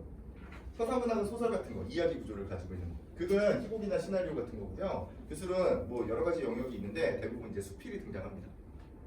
네, 근데 물어보는 게 뭐냐면 서정문학이라고 하는 게 있잖아요. 그러면 이 서정문학이 가지고 있는 특징들을 진짜 12년 동안 계속해서 얘기해 준 거잖아요. 뭐 운율이 있는 언어로 쓴다거나 뭐 이런 것들, 함축적인 언어를 쓴다거나 이런 것들을 계속해서 얘기를 하잖아요. 그러면 어떤 작품이 이렇게 개별 작품이 등장을 했을 때 그 작품에서 그 전형적인 특성을 찾아낼 수 있느냐예요. 간단한 얘기입니다. 네, 그리고 반대축이 있어요. 반대로 어떤 작품을 가지고 왔는데 얘는 서정문학이 가지고 있는 전형적인 특성을 안 가지고 있네. 그런 게 이제 선지로 구성되는 거라고 생각하시면 돼요. 되게 쉽습니다. 뭐 예를 들어 뭐 이런 건데 갑자기 뭐 선지에 보면 뭐 말을 건네는 방식이나 뭐 대화책, 현대시 문제에서 이런 선지들이 나오거든요. 아니 누구야? 뭐 했어? 뭐 이러면 말을 건네는 방식이잖아요. 그걸 누가 몰라요? 근데 그런 선지가 왜 나올까를 생각해보면 그런 선지가 왜 나올까요? 특이해서 나오는 거예요. 서정문학은 원래 시는 보통 어떻게 써요? 시적화자가 시인이 시적화자가 혼자 독백하는 거예요. 대부분의 경우에. 그래서 근데 누군가를 부르고 누군가에게 말을 건네는 방식은 특이하기 때문에 나오는 것뿐이라고. 원래는 약간 이렇게 문장을 끝까지 이렇게 줄글로 쭉 쓰지 않고 이렇게 좀 끊어진 형태로 이렇게 보통 쓰잖아요. 문문으로 쓰잖아요. 근데 어떤 경우에 산문으로 이렇게 써놓은 시가 있어요. 특이하잖아요. 그러면 뭐 보기 같은데 산문시, 이야기시 이런 얘기들이 나오는 거예요. 그게 그냥 문학입니다. 별로 어렵지가 않아요. 그래서 각각의 갈래가 가지고 있는 기본적인 특성 그리고 그런 것들이 어떻게 수능 문제로 구현되는지 이렇게 얘기를 하면서 기초를 좀 쌓을 겁니다. 3월 모의고사 전까지. 독서는 아까 전에 말씀드린 그 세 개의 영역으로 나눠서 각각의 영역이 일단 이렇게 다른데 근데 결국에는 비슷하지 않니? 라고 하는 결론이 나오게 이렇게 기초를 구성을 하고 있을 거고요. 그리고 뒤에 공통 부분으로 고전시가와 어휘 같은 경우는 이 고전시가는 그냥 하루가 아니라 일주일에 그 한 번 수업이 있으면 그냥 그 시조 같은 거 한두 개씩 이렇게 던져줄 거예요. 그럼 그걸 그냥 읽어보고 오면 돼요. 해석 한번 해보고 오면 됩니다. 근데 이건 왜 하냐면 고전시가가 우리말이라고 하는 인식이 있어야 되기 때문에 하는 거예요. 그냥 우리말이라는 인식이 생기고 이걸 그냥 읽어낼 수 있다 라고 하는 생각을 가질 수 있도록 고전시가 얘기하면 여태까지 막 이제 그 온갖 학원들에서 맨 처음에 사실 제일 심한 게 이제 고등학교 1학년 올라갈 때 다들 엄청나게 얘기를 하는 게 시조를 100편을 섭렵하고 가야 된다. 왜 100편을 외우고 가야 된다고 이런 얘기들 하는데 실제로 교육과정이 그렇게 안 짜져 있다니까요. 수능은 잘 생각해 보셔야 되는 게 수능은 어쨌든 이 공교육의 교육과정의 마지막에 있는 시험이에요. 그러면 이 공교육의 교육과정의 어떤 목표 원래 교육 학생 목표가 다 설정이 되어 있거든요. 그 설정되어 있는 목표들을 어떤 식으로 문제로 구현해낸 것뿐이에요. 그냥 어떤 식으로 구현해낼까를 고민해서 문제를 낸 것뿐이라고요. 애초에 고등학교 1학년 교육과정에서 잘 생각해보시면 고등학교 1학년 2학기 때 문법적으로는 중세국어를 나가요. 학교마다 좀 달라요. 근데 교과서 구성이 원래 그렇게 돼 있어요. 교과 구조가 중세국어가 나가고 그 중세국어 지식을 바탕으로 해서 그 문학 쪽에서는 그 고전시가가 나와요. 관동별국, 뭐 상춘곡, 삼인곡 이런 것들 있잖아요. 그렇죠? 시조랑 비슷하게 생겼는데 엄청나게 긴 거. 그게 원래 그렇게 나오게 되어 있어요. 그게 왜 그런 뭐냐면 기본적인 중세국어 지식을 가지고서 읽어내라는 거거든요. 의도 자체가. 그래서 너무 어려운 것들이나 너무 어려운 한자어나 아니면 읽을 수 없게끔 이렇게 써 있는 부분들은 실제로 수능 문제가 출제가 될 때 우리말로 바꿔줘요. 지금 현대어로. 게다가 현대어로 이렇게 바꿔주지 않는 경우에는 또는 이제 진짜 어려운 한자어 같은 경우 그런 경우에 밑에다가 주석을 줘요. 힌트가 되는 부분들은. 그리고 뭔가 이제 뭐 고사 같은 게 필요할 수도 있잖아요.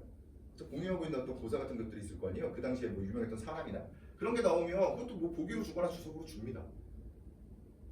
네, 그래서 그냥 그렇게 읽어내야 돼요. 그래서 이 과정은 뭘 하는 거냐면 그냥 읽어내는 연습들을 그냥 차근차근 하는 거라고 생각하시면 됩니다. 네, 그리고 어휘는 되게 강조하는 부분 중에 하나인데 사람들이 되게 싫어하는 부분이죠. 다 직접 찾아와서 쓰게 해봤다. 다 찾아서 쓰고 그걸 가지고서 어휘 테스트를 봐요. 네, 실제로 이 어휘 테스트는 제가 제일 쉽게 그 어휘 테스트를 보고 저에게 가장 이득이 되는 방식으로 볼 수 있는 방법은 뭐냐면 어휘 책을 만드는 거예요. 필수 어휘, 수능 필수 어휘라고 하는 제목으로 책을 이렇게 한 권을 만듭니다. 한 이 정도 두께면 되겠죠. 이 정도 두께로 만들어서 거기에다 단어들을 그냥 추출해서 수능 기출 문제에 나왔었던 단어들을 추출해서 그냥 사전적 정의를 쫙 채워서 책을 만드는 거예요. 책을 이렇게 만들어요. 그리고 나서 그걸 이제 강으로 이제 한 30강 정도로 이렇게 나눠놓고 그리고 나서 1강은 오늘 1강이니까 1강에 맞는 거 그냥 그거 외워와 라고 얘기를 하고 그리고 나서 그걸 이제 시험을 봐요. 그 중에서 한 50개 정도 시험을 봐서 40개 정도 못 맞으면 재시험. 뭐 이렇게 하면 저한테 되게 편하고요. 심지어는 책도 팔 수 있죠.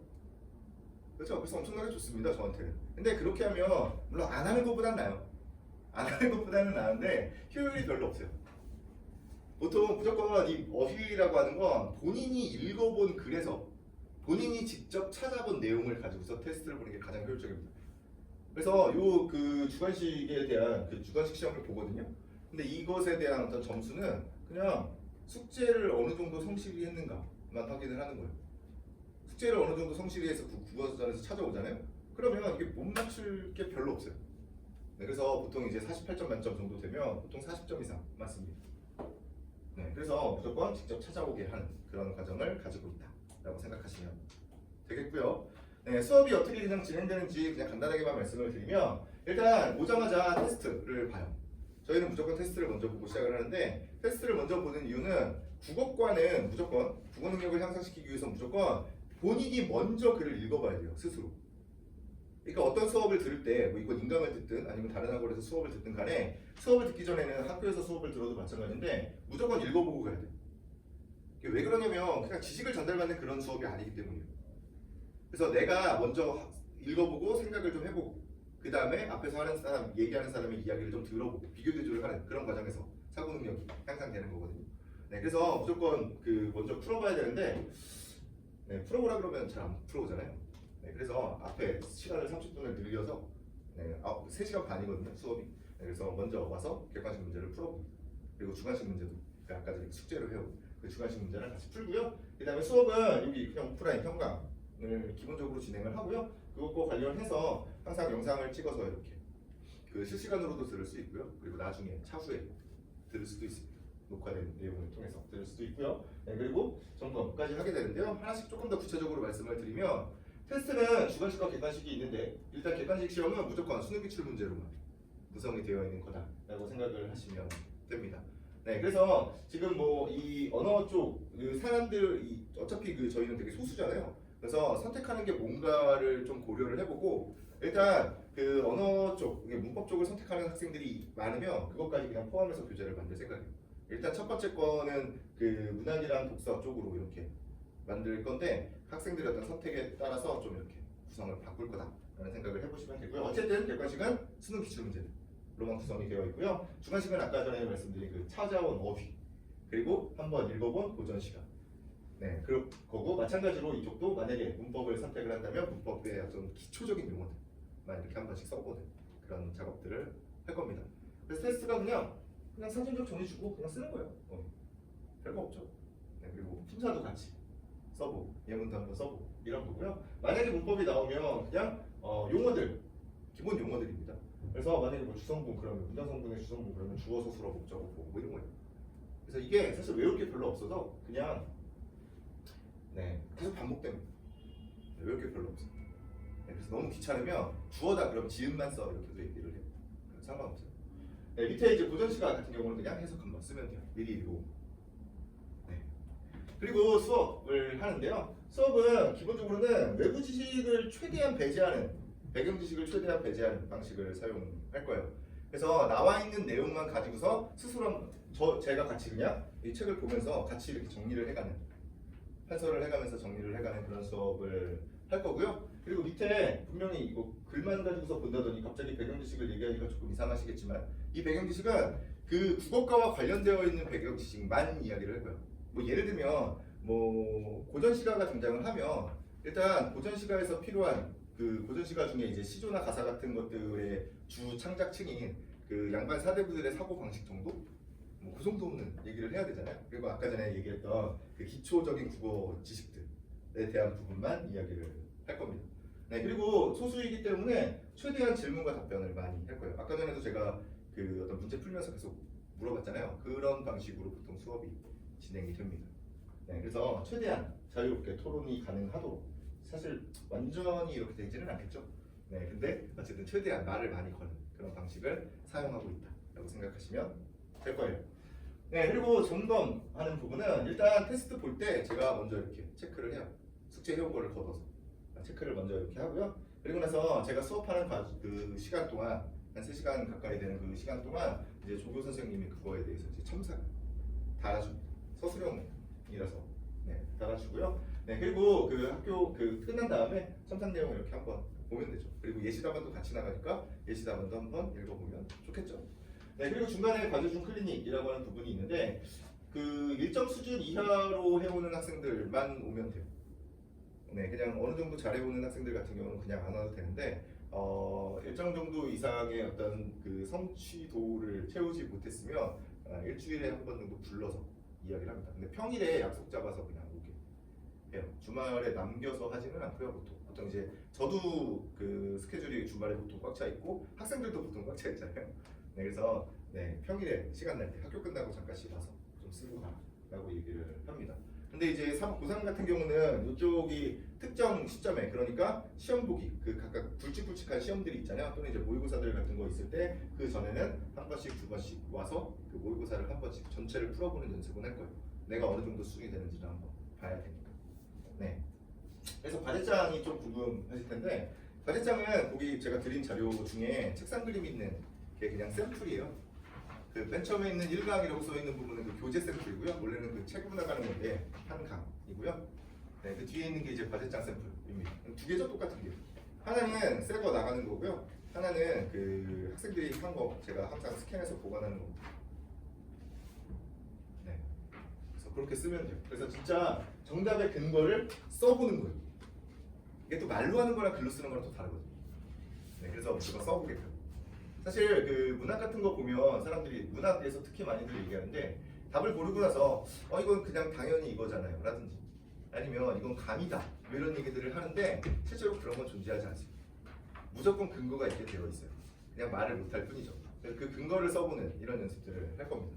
그리고 뭐 비문학이 나오면 무언가 문장을 바꿔보는 연습이라든지 아니면 실제로 요약하는 그런 연습들을 할 거예요. 이 글 자체를 요약해보는 거죠. 그리고 뭐 소설이 나오면 뭐 소설 내용을 장면별로 요약을 한다거나 아니면 그 앞뒤에 나올 수 있는 내용을 추론해 본다거나 아니면 뭐 시가 나오면 논문을 산문으로 바꿔본다거나 표현법을 찾아본다거나 이런 식으로 다 서술형으로 구성이 됩니다. 여기 과제 나오는 거는 기출 우리 교재 그걸 쓰는 거에서 나와서 맞습니다. 그래서 보통 이제 복습의 개념으로 그날 수업했던 것들 있잖아요. 그걸 이제 그 수업 이후에 그 일주일 동안 숙제를 한다고 생각하시면 돼요. 읽어본 내용에 대해서. 그 수업까지 했기 때문에 쓰는데 별로 문제가 생기지 않습니다.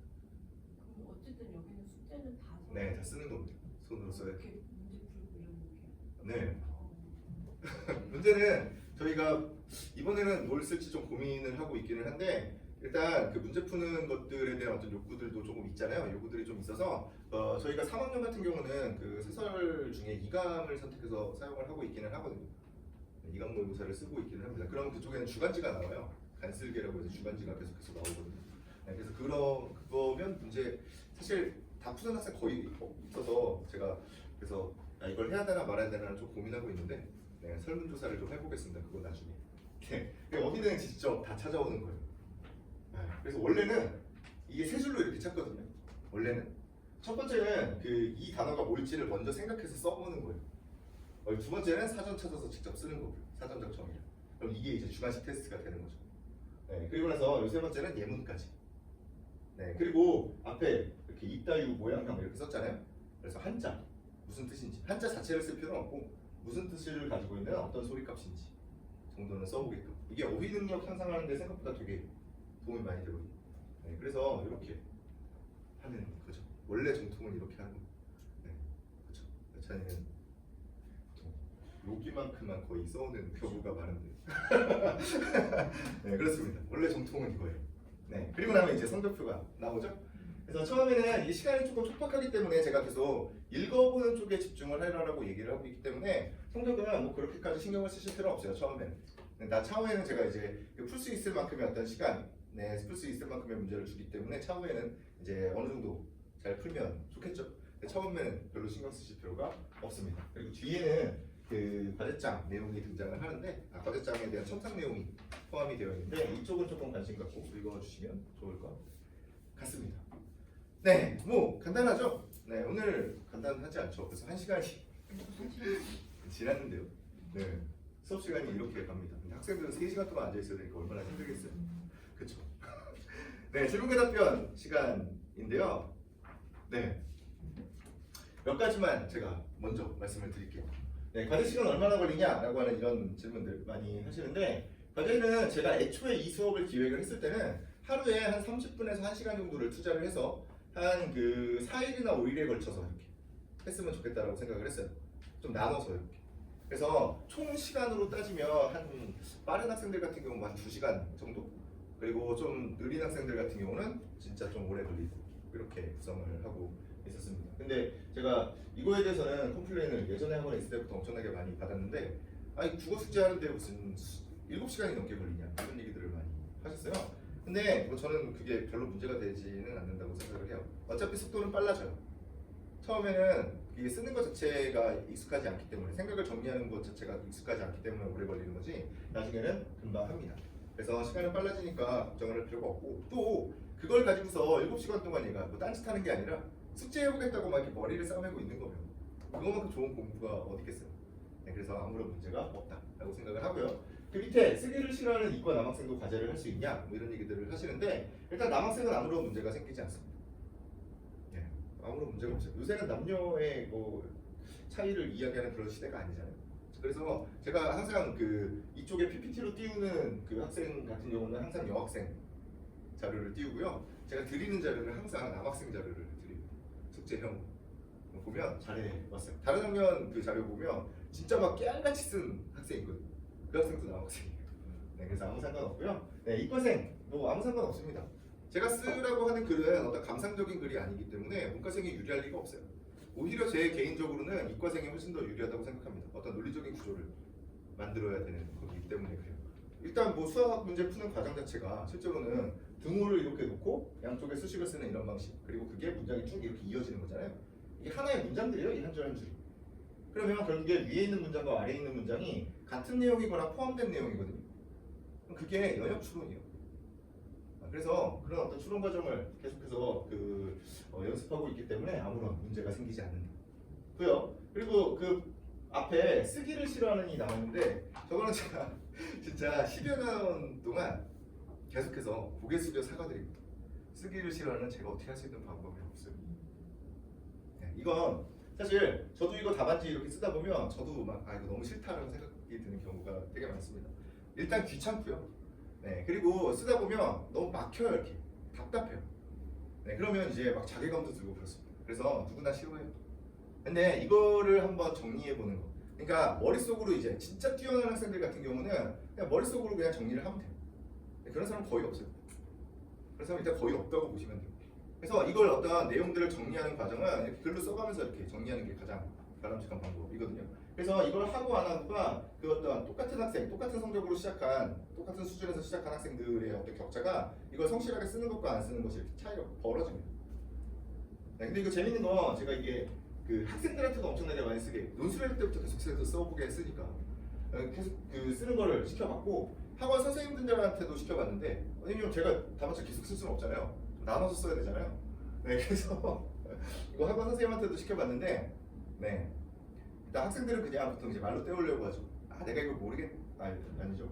네, 제가 이거 다 알아요 형. 아 형이래 선생님. 네, 저 이거잖아요. 이러면서 그냥 간단하게 말로 때우려고 시도들을 하고요. 학원 강사들 같은 경우에는 아 내가 이걸 못하겠냐? 내가 두 강사 짬밥이 몇 년인데 근데 시간이 너무 없어. 뭐 이런 식의 어떤 핑계를 대고 넘어가거든요. 근데 재밌는 건 뭐냐면 그 직접 이걸 써보지 않은 사람들 있잖아요. 해설지나 기타 등등을 이제 직접 써보지 않은 사람들은 국어 능력이 안 늘어요. 이걸 계속해서 강의를 하고 있는데도 불구하고 안 늡니다. 물론 이제 여러분들이 그걸 썼는지 안 썼는지를 다른 학원에서 그 확인할 수 있는 방법은 없어요. 본인은 다 자기가 썼다고 얘기를 할 테니까. 네, 어쨌든 그렇습니다. 그래서 이건 해보는 게 무조건 좋고요. 밑에 어려서 책을 많이 안 읽었어도 상관없냐라고 말씀을 하시는데, 네, 아무 상관이 없어요. 실제로 책을 많이 읽는 것 자체가 중요한 건 아니에요. 그 독서 습관이 어떻게 들어있는지가 훨씬 더 중요합니다. 사실 책을 많이 읽었을 때 오히려 역효과가 나는 경우들이 생각보다 많다니까요. 일반적으로 이 동네가 다른 어떤 과목에 비해서 수학이나 과학, 영어 같은 경우는 이 동네 학생들이 다른 동네 학생들보다 격차 엄청나게 높은 수준을 가지고 있어요. 격차가 엄청 크다고요. 근데 국어는 그렇게까지 크지는 않아요. 조금 있긴 한데 그렇게까지 크지는 않습니다. 네, 근데 분명히 어렸을 때부터 막 독서 토론 학원이나 이런 데가 엄청나게 많잖아요. 무슨 막 이러면서 엄청나게 많은데 그런 학원들을 다녔을 때 별로 그렇게 효과가 없다는 거예요. 이게 오히려 그게 역효과가 나는 경우가 언제냐면 이거 잘 한번 생각해 보셔야 되는데 보통 독서 이제 그 학원을 보낼 때 독서 학원을 독서 토론 같은 학원을 보내면 이제 어머님들이 거기 가셔서 커리큘럼을 받아보거든요. 커리큘럼을 이렇게 받아보면 되게 어렵고 수준 있는 책들을 막 읽는 데들이 있어요. 그렇죠? 2주일에 한 번 뭐 이렇게 무슨 정의론을 읽고 뭐 이런 곳들이 있거든요. 그러면 거기를 보내요. 우리 애가 되게 박학다식한 애가 됐으면 좋겠다라고 생각을 하시면서 그렇죠? 네, 그런 마음. 독서는 그런 식으로 할 수 있는 게 아니에요. 게다가 2주 안에 그 책을 읽을 수가 없어요. 네, 그 학원 선생님한테 가서 이거 읽고 나서 뭐 한번 논문 한 편 써와라 라고 얘기하면 못 써요. 쓸 수가 없다니까요. 애초에. 게다가 학생들은 그런 선생님들과는 달리 과목 공부할 게 너무 많아요. 그 시간 안에 그 책을 다 읽어낼 수가 없다고. 그럼 어떤 식의 습관이 드냐면 대충 읽어요. 그나마 대충 읽는 애들은 그나마 성실한 거죠. 다 이제 인터넷 찾아보는 거예요. 그래서 어떤 내용에 대해서 이제 그거에서 테스트를 그 학원에서 볼 테니까 빈칸에 들어갈 내용들을 이제 추론해서 가지고 가는 거죠. 그럼 일단 그런 문제들이 생겨요. 근데 사실 그게 더 큰 문제는 뭐냐면 제가 애초부터 얘기했던 것과 이제 약간 연관된 부분인데 독서 습관 자체가 잘못되면 비문학에서 좋은 성적을 받을 수가 없어요. 그냥 그 시간 안에 대충 보고 그냥 내가 이걸 안다고 착각을 하고 있는 그런 상황들이 벌어집니다. 게다가 똑같이 내가 그 예전에 읽었었던 책에 나왔던 그런 어떤 소재가 등장을 하면 당연히 내가 이걸 안다고 생각하고 있어요. 그러면 다른 방식으로 읽고 있는 거예요. 그 글 자체를 온전히 이해하려고 시도를 하지 않고 그냥 내가 알고 있는 무언가를 통해서 생각을 해보려고 생각을 하거나 아니면 그냥 대충대충 이렇게 빠르게 읽는 그런 습관들이 있습니다. 그래서 만약에 독서 교육을 시키시려면 실제로는 그냥 흥미를 이끌어주는 것만 해줄 수 있는 거거든요. 그래서 그냥 쉬운 글들을 이렇게 폭넓게 읽히고 이야기 이렇게 토론을 하거나 뭐 요약하거나 이렇게 하는 그런 학원들 있잖아요. 그런 학원을 보내주셔야 돼요. 그리고 더 높은 수준에서의 어떤 독서는 혼자 하는 겁니다. 네, 혼자 해야죠. 그래서 어려서 책을 많이 안 읽는 것 자체가 문제가 없고 독서 습관을 어떻게 들이느냐가 훨씬 더 중요하더라. 그리고 지금부터 그냥 하나씩 꼼꼼히 읽는 그런 연습들을 하다 보면 어쨌든 좋아진다. 네, 내신은 3학년은 일단 내신 수업은 없다라고 생각하시면 됩니다. 내신 기간 거의 휴강 없이 그 내신 보는 주 학교마다 조금씩 다를 수 있으니까 특정 경우에는 1주, 특정 경우에 2주 정도 이렇게 휴강을 하면서 쭉 진행을 할 거다 시간이라고 생각하시면 되고요. 네, 그리고 저 마지막에 K 국어원이랑 비슷하냐라고 얘기를 많이 하시는데, 네, 그냥 뭐 저랑 옛날에 거기 계시던 저랑 저 그만둘 때 같이 그만두셨던 그 실장님들이랑 시스템이나 어떤 수업 교재나 기타 등등을 다 저희가 이제 구성을 했기 때문에 비슷할 수밖에 없더라. 근데 이제 나온 지가 좀 됐으니까 좀 차이가 생겼겠죠. 네, 그 정도 생각하시면 좋을 것 같습니다. 네, 시간표는 네, 일요일 아침입니다. 네, 근데 일단 이것도 뭐 얘기를 좀 그 이전에 2학년 온 학생들이랑 좀 얘기를 해봐야 되기는 하는데 일단 여기만 열려 있고요. 그리고 진짜 여태까지 뭐 다녔던 학생인데 이때는 뭐 교회가 제일 큰 문제긴 하죠. 근데 어쨌든 뭐 종교가 있거나 그랬을 때 진짜 못 오겠다 싶은 학생이 있으면 일단 다른 요 화요일이나 금요일 중에 보통 이제 금요일 날 연적이 많이 있거든요. 그래서 이때는 하나 정도 생각하고 있는데 일단은 일요일 아침이다. 이때가 제일 좋아요. 이거 아침에 보는 게 제일 좋은 게 어쨌든 그 시간에 문제 풀어보는 연습을 계속 해주는 게 좋습니다. 그래서 이 시간으로 결정을 해놨다는 거 말씀드리고 싶습니다. 네, 어쨌든 오늘 제가 준비한 건 여기까지고요. 늦은 시간에 고생 많이 하셨습니다. 감사합니다. 이거 잠깐만 끌고서 질문 좀 하시죠.